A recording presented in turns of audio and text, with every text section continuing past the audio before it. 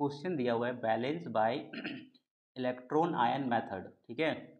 उसमें से कौन सा एलिमेंट और मॉलिक्यूल दिया हुआ है, देखो Cu दिया हुआ है प्लस HNO3, ये जब रिएक्ट करके क्या बन रहा है CuNO3 whole 2 plus NO plus H2O। तो देखो आयन इलेक्ट्रॉन मेथड में कभी अगर करने बोलेगा तो सबसे पहले हम लोग आयनिक फॉर्म में लिखेंगे। तो आयनिक फॉर्म में कैसे लिखा जाता है, देखो आयनिक इक्वेशन, आयनिक इक्वेशन में लिखने का देखो सबसे पहले हम लोग ये Cu है, Cu को ऐसे रहने दें क्योंकि ये किसी के साथ कंबाइंड नहीं है। उसके बाद क्या HNO3, तो HNO3 को लिख सकते हैं H plus plus NO3 minus, ये जब रिएक्ट किया तो क्या बना CuNO3 होल 2। इसको जब ब्रेक करेंगे तो क्या बनेगा Cu, देखो यहाँ पे कितना मॉलिक्यूल्स है 2, तो यहाँ पे चार्ज भी 2 आ जाएगा plus NO3 minus plus NO plus क्या बनेगा H2O, तो H2O को ऐसा लिख सकते हैं H plus plus OH minus. अब देखो इसमें क्या दिया हुआ है HNO3, HNO3 से क्या H प्लस आया, तो समझ जाना कौन सा मीडियम होगा, एसिडिक मीडियम होगा। अब देखो इसको बैलेंस करने के लिए हम लोग क्या चाहिए, दो रिएक्शन चाहिए, हाफ रिएक्शन, क्या क्या oxidation half reaction, reduction half reaction चाहिए। तो उसके पहले हम लोग क्या चाहिए होगा, उसका ऑक्सीडेशन नंबर, तब हम लोग पता कर सकते हैं कि ऑक्सीडेशन हो रहा है या रिडक्शन हो रहा है। देखो इसमें जो Cu दिया हुआ है ये किस फॉर्म में, एलिमेंट्री के फॉर्म में है, और कोई चीज़ अगर एलिमेंट्री के फॉर्म में है तो उसका ऑक्सीडेशन नंबर हम लोग कितना कंसीडर करते हैं, 0। अब इसी का कितना देखो H का आयंस कितना है, प्लस चार्ज है तो +1 कंसीडर करेंगे। अब उसी तरह से देखो ये पूरा जो NO3 है उसका -1 है, तो हम लोग कितना जानते हैं ऑक्सीजन का -2 होता है, तो यहाँ से N का निकाल लेंगे हम लोग, N को X मान लेंगे प्लस ऑक्सीजन का कितना होता है -2 होता है, कितना मॉलिक्यूल से 3, ओवरऑल चार्ज कितने -1 है, तो इसको हम लोग X इक्वल टू कितना आ जाएगा, देखो 3 2 जा 6, इधर जाएगा तो 6 मतलब -1 प्लस 6, X इक्वल टू कितना आ जाएगा +5, तो यहाँ पे हम लोग कितना लेंगे +5। उसी तरह से हम लोग इसका निकाल सकते हैं, देखो ये भी आयंस के फॉर्म में है, तो आयंस में कभी अगर दिया रहेगा तो समझ जाना उसका जो चार्ज है वो उसका ऑक्सीडेशन नंबर होता है, तो इसका कितना हो जाएगा +2। उसी तरह से इसका भी निकालेंगे, देखो -2, इसका +5 आएगा, सेम इसी प्रोसेस से निकालोगे।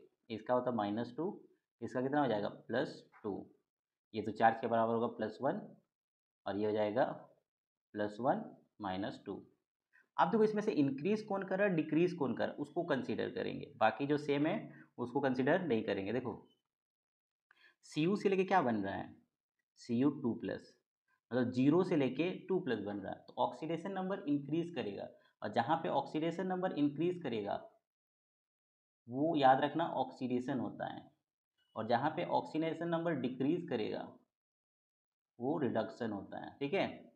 अब देखो इसमें ऑक्सीडेशन नंबर क्या हो रहा है, 0 से लेके +2 बन रहा है, मतलब ये ऑक्सीडेशन हो रहा है।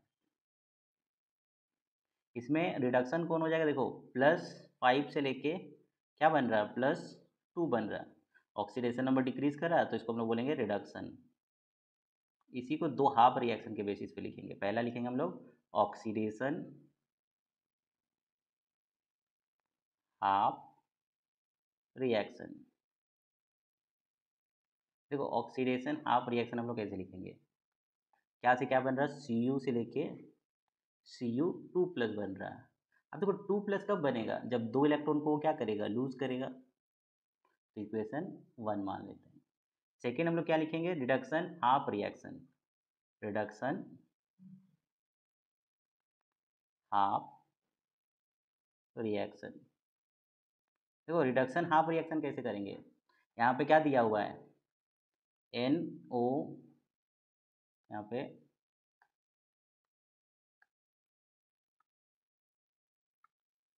NO3 माइनस, यहाँ से क्या बन रहा है NO बन रहा है। अब देखो यहाँ से कितना था, यहाँ पे +5 था और यहाँ पे बना +2, तो कितना कम हुआ 3, तो यहाँ पे हम लोग 3 इलेक्ट्रॉन लगा देंगे क्योंकि 3 इलेक्ट्रॉन को गेन करके कम हुआ, ठीक है, ये इक्वेशन।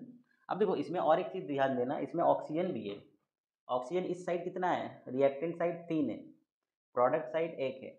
अब ये एसिडिक मीडियम है, जब याद रखना एसिडिक मीडियम को हम लोग ऑक्सीजन को बैलेंस करते हैं तो याद रखना ऑक्सीजन को बैलेंस करने के लिए जिधर कम है उधर हम लोग H2O लगाते हैं, उसके ऑपोजिट मतलब जिधर कम है उधर लगाएंगे H2O, तो इधर ज़्यादा है तो इसका ऑपोजिट इधर है, इधर लगाएंगे। प्लस अब देखो H बढ़ जाएगा तो H को बैलेंस करने के लिए हम लोग H+ का यूज़ करेंगे, ये एसिडिक मीडियम के लिए है। तो हम लोग लिख सकते हैं यहाँ पे देखो, इस साइड ऑक्सीजन कितना है 3 है, इस साइड ऑक्सीजन 1 है, तो यहाँ पे कितना लगाना पड़ेगा 2H2O। देखो ऑक्सीजन तो बैलेंस हो गया, यहाँ पे 1 और यहाँ पे 2, 3 हो गया, सॉरी यहाँ पे हाँ 2 3 हो गया, यहाँ पे 3 है।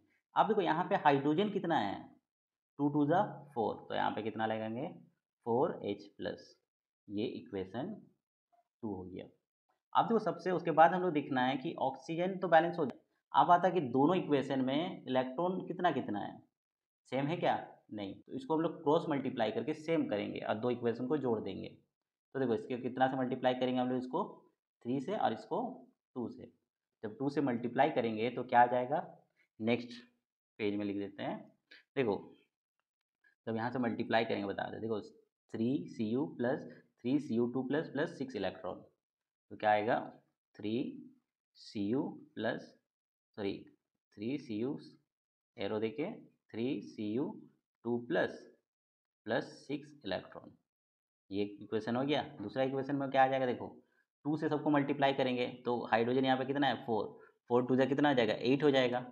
उसी तरह से सबको मल्टीप्लाई करते हैं तो कितना आ जाएगा 4H+ की जगह कितना आ जाएगा 8 आ जाएगा, 8 प्लस 2NO3 माइनस, तो यहाँ पे कितना आ जाएगा 2NO3 माइनस, इलेक्ट्रॉन कितना हो जाएगा यहाँ पे 3 था, 2 मल्टीप्लाई कर देंगे तो यहाँ पे आ जाएगा प्लस 6 इलेक्ट्रॉन 2 गिव्स, तो यहाँ से क्या आ जाएगा देखो 2NO plus 4H2O, 2NO plus 4H2O, ये आ जाएगा। अब देखो इसमें टोटल कितना है, ये दोनों को हम लोग जोड़ देंगे, ये हो गया तुम्हारा रिएक्टेंट साइड को रिएक्टेंट साइड में लिखेंगे और प्रोडक्ट साइड में जो जो है, ये जो प्रोडक्ट साइड है वो प्रोडक्ट साइड में लिखेंगे।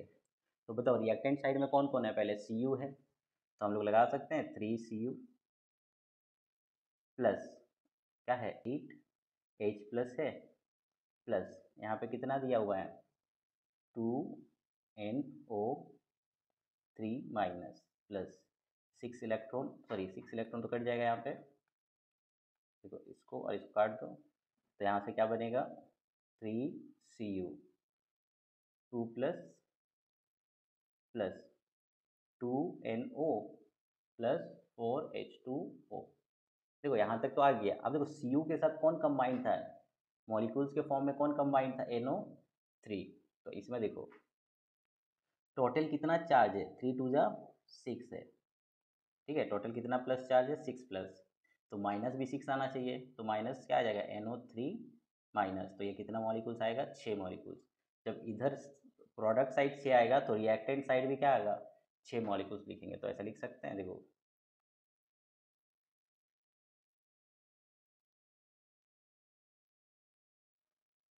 देखो यहाँ पे क्या लिखेंगे 3Cu plus 8H plus 2NO3 minus, plus कितना लगाएंगे बोले 6NO3 माइनस, तो ये रिएक्टेंट साइड लगाएं तो प्रोडक्ट साइड भी लगाना पड़ेगा 3Cu2 plus plus 2NO plus 4H2O, तो कितना मॉलिक्यूल लगाएंगे 6NO3 माइनस। कैसे डिसाइड करेंगे, देखो इसके साथ NO3 था माइनस था ना, तो यहाँ पे 6 प्लस है तो यहाँ से एक का एक माइनस आ रहा है तो 6 माइनस चाहिए, तो इसलिए हम लोग 6 मॉलिक्यूल्स लगाए। अब देखो इसी चीज़ को फिर हम लोग क्या करेंगे मॉलिक्यूलर फॉर्म में लिखेंगे, किस फॉर्म में, मॉलिक्यूलर फॉर्म।